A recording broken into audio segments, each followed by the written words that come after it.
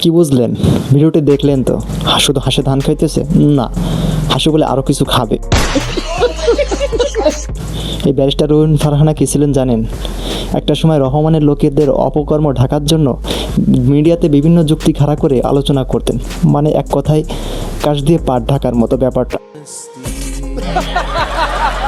আর যখন ব্যারিস্টার রুহিন ফারহানাকে দল থেকে বহিষ্কার করা হলো, তখন তিনি একা একা জেদ করে হাঁসমার্কায় প্রতিদ্বন্দ্বিতা করলেন এবং তিনি ভোটে জিতেও গেলেন বিপুল ভোটে।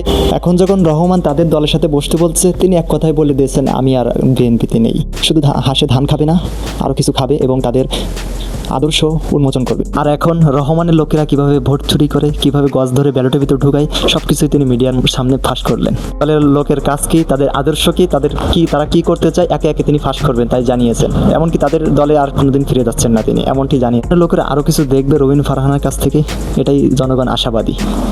তো সবাই ভালো থাকেন, সুস্থ থাকেন।